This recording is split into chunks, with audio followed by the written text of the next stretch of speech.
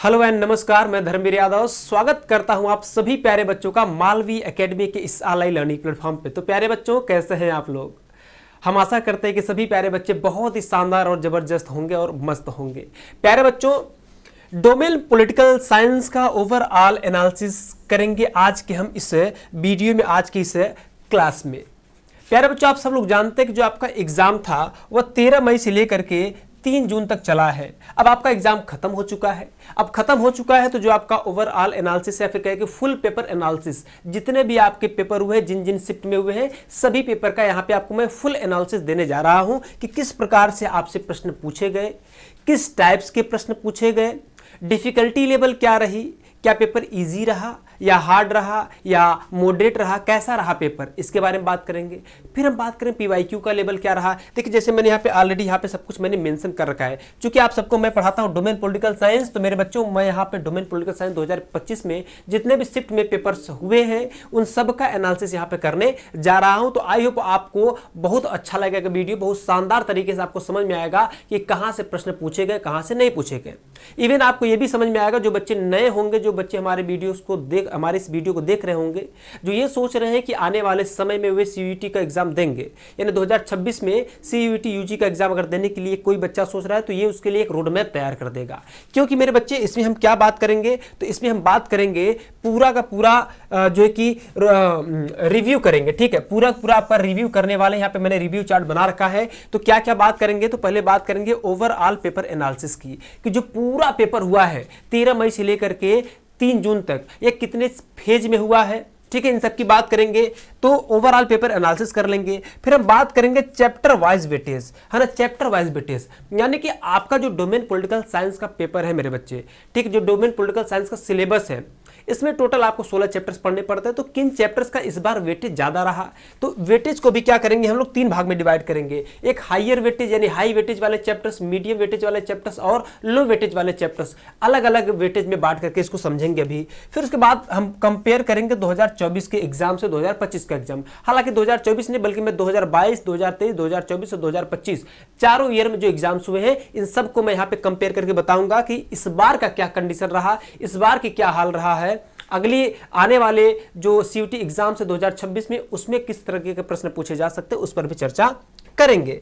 फिर हम बात करेंगे पीवाईक्यू की रोल का, जो प्रीवियस ईयर क्वेश्चंस होते हैं उनका क्या रोल रहा इस बार के एग्जाम में, ये समझना बहुत जरूरी हो जाता है। तो हम इसकी भी बात अभी करेंगे। फिर उसके बाद करेंगे मेरे बच्चे मोस्ट डिफिकल्ट शिफ्ट की, क्या कोई ऐसा शिफ्ट भी रहा जहां पे बहुत ज्यादा कठिन मात्रा में या फिर कहीं बहुत डिफिकल्ट प्रश्न पूछे गए थे, तो इसकी भी चर्चा करेंगे। फिर हम बात करेंगे डिफरेंट टाइप ऑफ क्वेश्चंस की, यानी ये बात करेंगे किस किस टाइप्स के प्रश्न पूछे गए। जैसे नॉर्मल टाइप का आ जाता है, मैचिंग टाइप आ जाता है, मल्टीपल स्टेटमेंट बेस्ड हो जाता है, असर्शन रीजन बेस्ड हो जाता है, पैसेज बेस्ड हो जाता है, आपसे फिर पूछ लेता है, पिक्चर बेस्ड पूछ लेता है। तो इन सारे ही प्रश्नों के प्रकृति के बारे में बात करेंगे कि इस बार कैसा कैसा आपसे प्रश्न पूछा गया। फिर उसके बाद अंतिम में हम बात करेंगे what is the key factor in this year, यानी ये जो 2025 में सीयूटी यूजी का एग्जाम हुआ है, इसमें की फैक्टर क्या रहने वाला है या फिर क्या रहा था। तो इन सब की बात करेंगे। तो सबसे पहले बात करेंगे ओवरऑल पेपर एनालिसिस की। तो मेरे बच्चे, जब हम बात करते हैं ओवरऑल पेपर एनालिसिस की, तो उससे पहले कुछ चीजों को समझना जरूरी है। एक बात ध्यान देना यहाँ पे ओवरऑल पेपर एनालिसिस की अगर हम बात करें तो ध्यान रखना, आपका जो पेपर हुआ था वह 3 फेजेस में हुए हैं। ठीक है, 3 फेजेस में। फर्स्ट फेज का जो एग्जाम हुआ था वह 13 मई से लेकर के 16 मई तक चला। फिर 17-18 को एग्जाम नहीं हुआ था। फिर सेकंड फेज का जो एग्जाम चला था वह 19 मई यानी 19 मई से लेकर के 24 मई तक चला था। फिर आपका जो थर्ड फेज का एग्जाम था मेरे बच्चे, यह चला था 26 मई से लेकर के 3 जून तक। अब हम यहाँ पे बात करेंगे हर एक फेज के एग्जाम में कि पेपर का जो लेवल रहा वह कैसा रहा था। ठीक है, देखो, अभी तक जितने भी बच्चों से हमारी बात हुई, 13 मई से लेकर के 3 जून के बीच में जितने भी बच्चों से हमारी बात हुई, सबका कहना यह था कि सर पेपर क्या रहा, पेपर जो है काफी इजी रहा है। चाहे वो फर्स्ट फेज के एग्जाम की हम बात करें, चाहे सेकंड फेज के एग्जाम की हम बात करें, चाहे थर्ड फेज के एग्जाम की बात करें, उसमें जो इजी बताने वाले बच्चे थे, इजी बताने वाले बच्चों की जो संख्या थी मेरे बच्चे, वह काफी ज्यादा था। ठीक है, इजी बताने वालों बच्चों की जो संख्या थी वह कितनी थी, तो वह काफी ज्यादा थी। जैसे अगर हम बात करें तो 80% बच्चे हमको बता रहे थे कि सर पेपर जो है वह इजी रहा है। ठीक है, उसके बाद लगभग 15% बच्चे हमको बता रहे थे कि सर पेपर जो है कि मॉडरेट आया है, और 5% बच्चे जो बता रहे थे ये बता रहे थे कि सर हमको डिफिकल्ट लगा।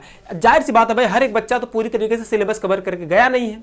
जो बच्चा अच्छे से पढ़ा था उसको इजी लगा है। ठीक है, जो बच्चा थोड़ा बहुत भी मेहनत किया होगा उसको जो है कि मॉडरेट लग रहा था। लेकिन जो बच्चा नहीं पढ़ा है तो ऐसे 2-4-5% आपको मिलेंगे बच्चे जिनको डिफिकल्ट लगा है। लेकिन मेरे नजरिए से जिस हिसाब से प्रश्न पूछे गए थे, मेरे नजरिए से अगर आप पूछेंगे तो मेरे बच्चे मैं कहूंगा कि पेपर का लेवल काफी इजी रहा था। लेवल मतलब कि पेपर में जो प्रश्न आए थे वे सारे के सारे हमारे द्वारा पढ़ाए गए प्रश्न थे, बाहर से कुछ भी नहीं था, सिलेबस से बाहर कुछ भी नहीं था। ठीक, वही हाल सेकेंड फेज का है। सेकेंड फेज के टाइम पे अगर हम देखें तो यहाँ पे लगभग 75% बच्चे ऐसे थे जो हमसे बोले कि सर पेपर का जो लेवल रहा वह इजी रहा, और यहाँ पे जो है कि यहाँ पे लगभग 20% बच्चे ऐसे बोलते हैं कि सर पेपर क्या रहा, मॉडरेट रहा, और यहाँ पे 5%, जी हाँ, केवल और केवल 5% बच्चे थे जो डिफिकल्ट लेवल की बात करते हैं।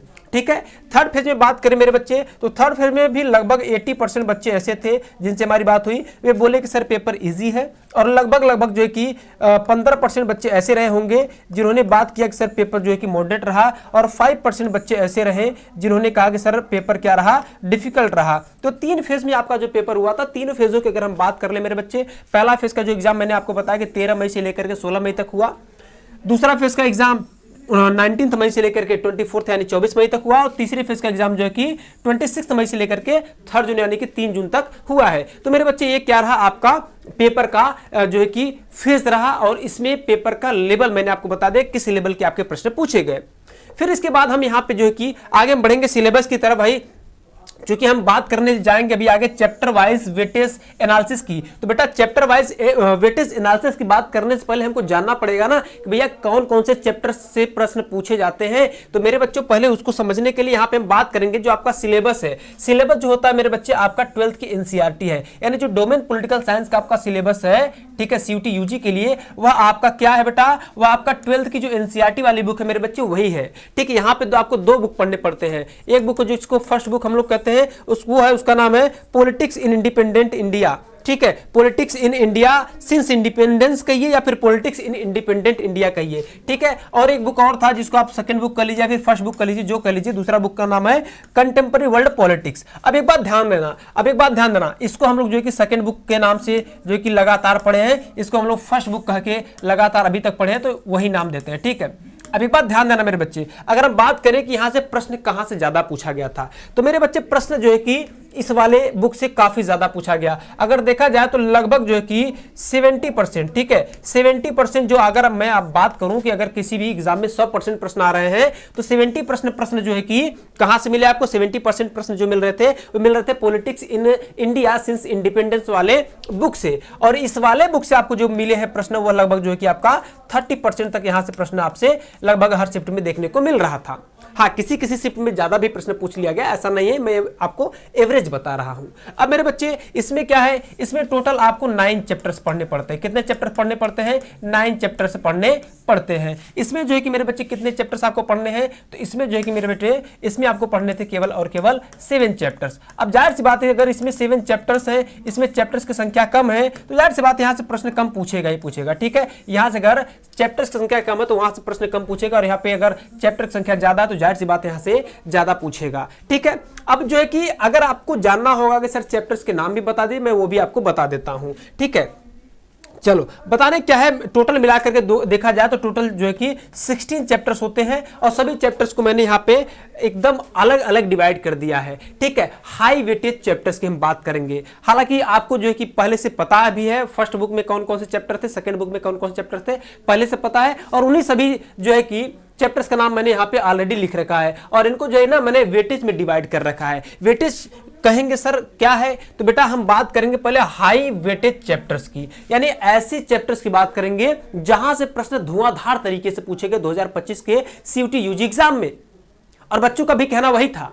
ठीक है, तो बेटा जो प्रश्न पूछा जा रहा था, जो आपका पॉलिटिक्स इन इंडिपेंडेंट इंडिया है या फिर कहे कि politics in India since independence वाला बुक है, वो उसका जो कि अंतिम का जो 4 चैप्टर है, जैसे हम बात करें तो अंतिम वाला जो चैप्टर था आपका इंडियन पॉलिटिक्स न्यू चेंजेस, ठीक है, जिसको कहते हैं भारतीय राजनीति या नए बदलाव। एक चैप्टर था कांग्रेस सिस्टम, इसको फिर कहते हैं हम लोग कांग्रेस प्रणाली, है ना, चैलेंजेस एंड रिस्टोरेशन, है ना, कांग्रेस प्रणाली, चुनौतियां और पुनर्स्थापना की बात करते हैं। फिर क्राइसिस ऑफ डेमोक्रेटिक ऑर्डर यानी लोकतांत्रिक व्यवस्था का संकट, और रीजनल एस्पिरेशंस यानी क्षेत्रीय आकांक्षाएं, ठीक है। अगर देखा जाए तो ये 4 चैप्टर से मिला जुला करके लगभग हर शिफ्ट में 20 से 22 प्रश्न पूछे जा रहे थे। 20 से 25 प्रश्न जो है कि केवल और केवल इन्हीं 4 चैप्टर से मिल जा रहे थे। ये हाई वेटेज वाले चैप्टर से, हाँ ये हाई वेटेज वाले चैप्टर से, केवल इन्हीं 4 चैप्टर से 20 से 25 प्रश्न, 20 से 22 प्रश्न, 18, 20, 22, 25 ऐसे प्रश्न आपसे पूछे जा रहे थे। तो हम कहेंगे सर ये जो 4 चैप्टर है बिल्कुल बेहतरीन हाई, मतलब हाई वेटेज वाले चैप्टर है। फिर उसके बाद आपका इंडिया बाइपोलैरिटी और जो कंटेम्प्रेरी साउथ एशिया, ये 2 ऐसे चैप्टर्स हैं जहां से लगातार खूब प्रश्न पूछे गए। जैसे कि मैं बात करूं कंटेम्प्रेरी साउथ एशिया से, तो 13 मई का जो पहला शिफ्ट का पेपर हुआ था उसमें यहां से लगभग जो है कि 11 प्रश्न पूछ लिया। एक जो है कि पैसेज पूछ लिया, वहां से 5 प्रश्न, एक फिगर पूछ लिया, वहां से 5 प्रश्न, और 1-2 प्रश्न अलग से भी आपसे पूछ लिया गया था, ठीक है। तो हम ये कहेंगे कि जो हाई वेटेज वाले चैप्टर्स है ये 6 चैप्टर्स हैं, और ये जो अंतिम के 2 चैप्टर्स है ये किस बुक का है, तो एक कंटेम्प्रेरी साउथ है, सॉरी कंटेम्प्रेरी वर्ल्ड पॉलिटिक्स वाले बुक का है। बाकी ऊपर के जो 4 चैप्टर्स है ये है जो कि पॉलिटिक्स इन इंडिपेंडेंट इंडिया या politics in India since independence वाले बुक से पूछा गया है। तो ये हाई वेटेज वाले चैप्टर्स थे मेरे बच्चे, ठीक है। वही बात करेंगे हम मीडियम वेटेज चैप्टर्स की, ठीक है, कि ऐसे कौन कौन से चैप्टर्स हैं जो मीडियम वेटेज वाले थे, जहां से प्रश्नों की संख्या जो कि थोड़ा सा कम देखने को हमको मिला था, या फिर कहे कि हाई वेटेज से थोड़ा सा कम था, है ना। तो जब इसकी बात करते हैं मेरे बच्चे, तो आ जाता है आपका चैलेंजेस ऑफ नेशन बिल्डिंग, यानी जिसको कहते हैं राष्ट्र निर्माण की चुनौतियां। फिर बात करेंगे era of one party dominance, यानी एक दल के प्रभुत्व का दौर। इन्वायरमेंट एंड नेचुरल रिसोर्सेज की बात करेंगे, क्या कह देंगे, पर्यावरण और प्राकृतिक संसाधन हिंदी में इसको कहते हैं। ग्लोबलाइजेशन की बात करेंगे जिसको कहते हैं वैश्वीकरण, ठीक है। सत्ता के वैकल्पिक केंद्र की बात कर लेंगे तो यानी alternative centre of power. International organisation यानी अंतरराष्ट्रीय संगठन। अगर यहां से देखा जाए, यहाँ पे कितने चैप्टर से, 1, 2, 3, 4, 5, 6, ठीक है, 6 चैप्टर्स यहाँ पे हैं। अगर देखा जाए तो ऑन एन एवरेज हर एक चैप्टर से जो है कि आपको 3 से 4 प्रश्न देखने को मिल रहे थे। किसी जो चैप्टर से 3 से 4 प्रश्न देखने को मिल रहे थे। अगर मैं 3 चैप्टर पकड़ूं तो भी जो है कि कितना हो जाएगा, 36, 18, ठीक है, 18-20 चैप्टर प्रश्न जो है कि आपको यहां से मिल गए, ठीक है। कम से कम 20 प्रश्न आपको इन चैप्टर से देखने को मिल गए, ठीक है। 20 प्रश्न यहां से मिल गए, और लगभग जो है कि 22-25 प्रश्न यहां से मिल जा रहे थे, और जो कि 3-4-5 प्रश्न तो यहां से मिल जा रहे थे, ठीक है, जो आपके लो वेटेज चैप्टर्स हैं। जैसे अगर हम बात करें तो आ जाता है पॉलिटिक्स ऑफ प्लान डेवलपमेंट, यानी नियोजित विकास की राजनीति। यहां से इन चैप्टर से जो है कि आपका ज्यादा 2 से 3 प्रश्न पूछे जा रहे थे, 2 से 3 प्रश्न ही पूछे जा रहे थे ऑन एन एवरेज देखा जाए तो, ठीक है। एवरेज जो है कि 2 से 3 प्रश्न का ही था यहां से। एक था आपका इंडिया एक्सटर्नल रिलेशन यानी भारतीय विदेश संबंध, और एक था security in contemporary world politics यानी समकालीन विश्व में सुरक्षा। अब मेरे बच्चे ये जो है कि पूरा दोनों बुक का मिला करके यहाँ पे टोटल चैप्टर्स के नाम दिए गए हैं। मैंने टोटल चैप्टर्स का नाम लिख दिया है। जो टोटल चैप्टर्स है ये दोनों बुक के चैप्टर्स को मिला करके है मेरे बच्चे। आई बात समझ में? अगर आप अलग अलग बुक के चैप्टर्स के नाम जानना चाहेंगे तो मैं यहाँ पे अलग से लिख भी दे रहा हूँ, चलो ठीक है। मैं यहाँ पे बांट भी दे रहा हूँ, लिख भी दे रहा हूँ। जैसे इधर है क्या है, politics in India since independence, तो इधर मैं लिख दे रहा हूँ इसके चैप्टर्स के नाम। तो इसके जो टोटल बुक में चैप्टर्स हैं, चैप्टर्स के नाम मैं लिख दे रहा हूँ, ठीक है। क्या हो जाएगा बेटा, चैलेंजेस ऑफ नेशन बिल्डिंग। एक क्या हो जाता है, एक का नाम है challenges of nation building, challenges of nation building लिख दूंगा, थोड़ा सा क्लैरिटी आप लोग को आ जाएगी, ठीक है। एक चैप्टर का नाम है era of one party dominance, era of one party dominance, era of one party dominance, ठीक है। और एक चैप्टर और है जिसको हम लोग कहते हैं politics of planned development, politics of planned development, planned development, जिसको आप लोग कहते हैं नियोजित विकास की राजनीति। एक चैप्टर है बेटा आपका इंडियाज एक्सटर्नल रिलेशन, क्या है, इंडियाज एक्सटर्नल रिलेशन, जिसको क्या कहते हैं, भारतीय विदेश संबंध कहते हैं, इंडियाज एक्सटर्नल रिलेशन कहते हैं। 1, 2, 3, 4, ठीक है। 5वां चैप्टर का नाम था कांग्रेस सिस्टम, क्या था बेटा, Congress system challenges and restoration, ठीक है। उसके बाद अगला चैप्टर था जिसको हम लोग कहते हैं crisis of democratic order, crisis of democratic order, crisis of democratic order, ठीक है। उसके बाद 7वें चैप्टर का नाम था मेरे बच्चे रीजनल एस्पिरेशन कहते थे इसको, क्या कहते थे, रीजनल एस्पिरेशंस कहते हैं इसको, क्या कहते हैं, रीजनल एस्पिरेशंस कहते हैं। आई बात समझ में। उसके बाद जो अगला चैप्टर था मेरे बच्चे उसको कहते थे इंडियन पॉलिटिक्स न्यू चेंजेस, क्या बेटा, इंडियन पॉलिटिक्स न्यू चेंजेस। ये जो है कि मेरे बच्चे इस वाले new changes, CHANGES, Indian politics new changes. अभी जितने चैप्टर्स मैंने लिखे हैं ये इस वाले बुक्स के, ठीक है। आगे मैं जो है कि इस वाले बुक के सभी चैप्टर के नाम यहाँ पे लिख दे रहा हूँ, ठीक है। इस वाले बुक के सभी चैप्टर का नाम यहाँ पे लिख दे रहा हूँ, जिस बुक का नाम है कंटेम्प्रेरी वर्ल्ड पॉलिटिक्स, ठीक है। तो बेटा इसका एक पहला जो चैप्टर है वो है आपका एंड ऑफ बाइपोलैरिटी, जिसको आप लोग कहते हैं दो ध्रुवीयता का अंत, क्या कहते हैं बेटा, दो ध्रुवीयता का अंत, एंड ऑफ बाइपोलैरिटी, ठीक है। एक चैप्टर को, अगले चैप्टर को कहते हैं आप लोग अल्टरनेटिव सेंटर ऑफ पावर, क्या कहते हैं बेटा, alternative centre of power, alternative centre of power कहते हैं, यानी जो है कि सत्ता के वैकल्पिक केंद्र। अगला है contemporary south Asia, contemporary south Asia. तो बेटा कंटेम्पररी साउथ एशिया यानी इसको कहेंगे समकालीन दक्षिण एशिया। फिर आगे अगर हम बात करें बेटा, ठीक है, ये हो गया आपका। तो फिर आगे हो जाता है आपका इंटरनेशनल ऑर्गेनाइजेशन, इंटरनेशनल ऑर्गेनाइजेशन, ठीक है, इंटरनेशनल ऑर्गेनाइजेशन, ठीक है। उसके बाद जो है कि बेटा क्या हो जाएगा, security in contemporary world politics, security in contemporary world politics, ठीक है। उसके बाद एक चैप्टर और है environment and natural resources, environment and natural resources, है ना, इन्वायरमेंट एंड नेचुरल रिसोर्सेज, ठीक है। उसके बाद एक चैप्टर अंतिम है जिसको आप लोग कहते हैं ग्लोबलाइजेशन, क्या कहते हैं, ग्लोबलाइजेशन कहते हैं, यानी वैश्वीकरण कहते हैं, ठीक है। तो इतने सारे चैप्टर जो है कि किस में है, किस बुक में है बेटा, तो इस वाले बुक में है। बाकी इस वाले बुक के सारे चैप्टर्स का नाम मैंने यहाँ पे लिख दिया है, ठीक है।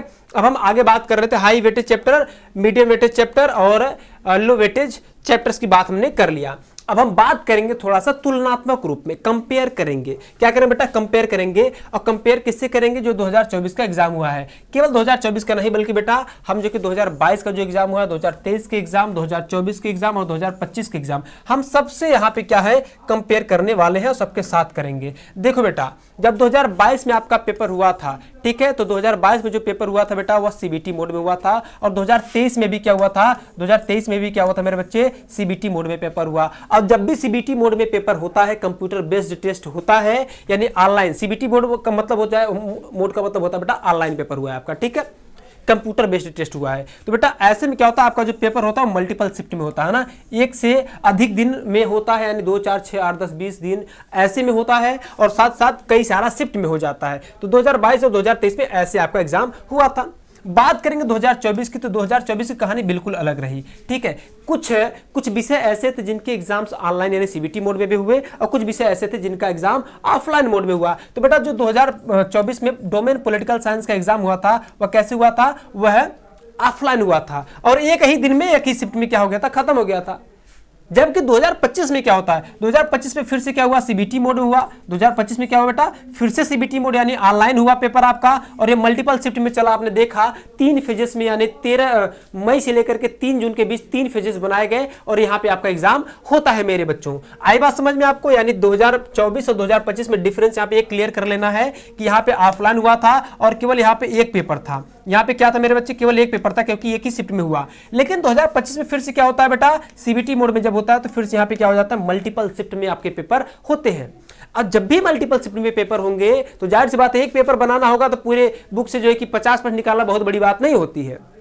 लेकिन जब आप परीक्षा 1 महीने तक लगातार करवा रहे हैं, 20-22 दिन लगातार करवा रहे हैं, उसमें भी जो है कि 2-2 शिफ्ट में एग्जाम्स आप करवा रहे हैं, कंडक्ट करवा रहे हैं, तो इसका मतलब कई सारे शिफ्ट में आप पेपर करवा रहे हैं। यानी मैं मान लेता हूं, अगर मैं मान लेता हूं कि ऑन एवरेज देखा जाए, मैं मान लेता हूं कि आप 13 मई से लेकर के 3 जून तक चला। 13, 7, 20, 20, 10, 30, लगभग मिला जुला के देखा जाए तो आप जो है कि 17, 3, 20, मतलब 20 दिन के आसपास आपका एग्जाम चला, जिसमें 3 दिन आपका एग्जाम नहीं हुआ, 17 दिन एवरेज मैं मान रहा हूँ। 17 दिन में 2-2 शिफ्ट में एग्जाम हुआ है। मैं कह रहा हूँ कि चलो इसमें भी मैं 15 दिन एवरेज मानता हूँ। फिर भी आप 30 शिफ्ट के एग्जाम, 30 शिफ्ट के पेपर बनाए होंगे। अगर 30 शिफ्ट के भी लगभग पेपर बना है बेटा, तो 30 शिफ्ट के लिए आपको 30 पेपर तैयार करना होगा। यहाँ पे एक ही पेपर में काम हो गया, यहाँ पे लगभग 30 से जो कि 25 से 30 सेट पेपर आपका बना।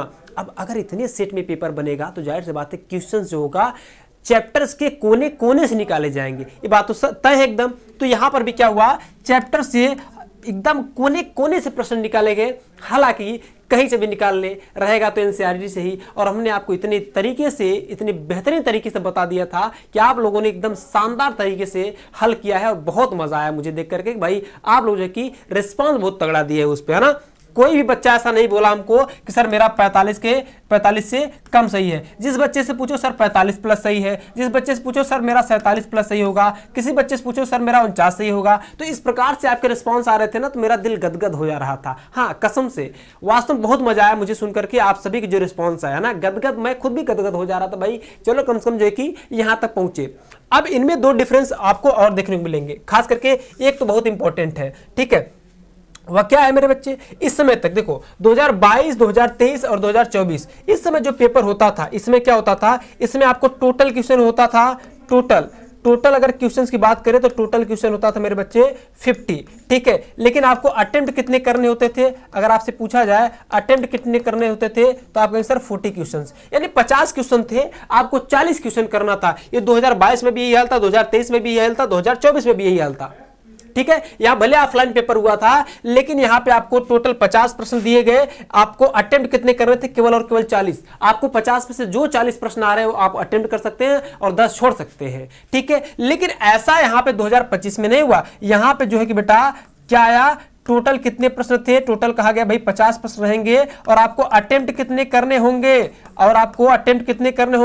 आपको 50 का 50 पूरा करना होगा। मतलब आप कर सकते नहीं भी कर सकते, कोई दिक्कत नहीं है, लेकिन आपको जो है कि 50 प्रश्न के बेस पर आपका जो है कि कट ऑफ बनेगा, 40 प्रश्न के बेस पे नहीं बनने वाला है। तो एक बहुत मेजर चेंज था कि भैया 2024 में जो है कि 50 में खाली आप 40 प्रश्न कर लेते थे तो आपका हो गया, लेकिन 2025 में 50 में 50 पूरा करना हुआ। इस वजह से थोड़ी सी बच्चों को कठिनाई ये हुआ कि सर 50 में 50 हो भी गया कुछ बच्चों का, लेकिन उनको डाउट आ सर थोड़ा सा ह्यूमन एरर की वजह से, मानवीय भूल की वजह से हो सकता है 1-2 हमारा गलत हो सकता है। और ये बड़ी लाजमी बात है भाई, बड़ी नॉर्मल सी बात है, इसमें घबराना नहीं है, इसमें बेटा आपको घबराना नहीं है, ठीक है। तो यहाँ पे 2024 और 2025 में यही मेन जो कि चेंजेस रहा कि 50 प्रश्न में 40 प्रश्न करने होते थे 2022, 23, 24 में, लेकिन 25 में जो है कि 50 का 50 प्रश्न आपको करना पड़ा 2025 में, ठीक। ये चीज। दूसरी बात कि 2024 में जो कि पेपर आपका ऑफलाइन मोड में हुआ और 2025 में पेपर जो कि सीबीटी मोड में हुआ, वो भी मल्टीपल शिफ्ट में हुआ और यहाँ पे केवल एक ही शिफ्ट में हुआ था। इस बात को ध्यान रखना।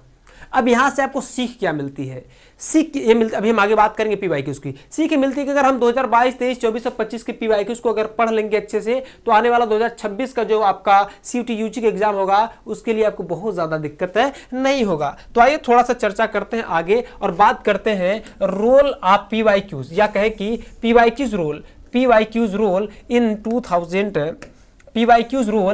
2025 सीयूटी यूजी एग्जाम्स।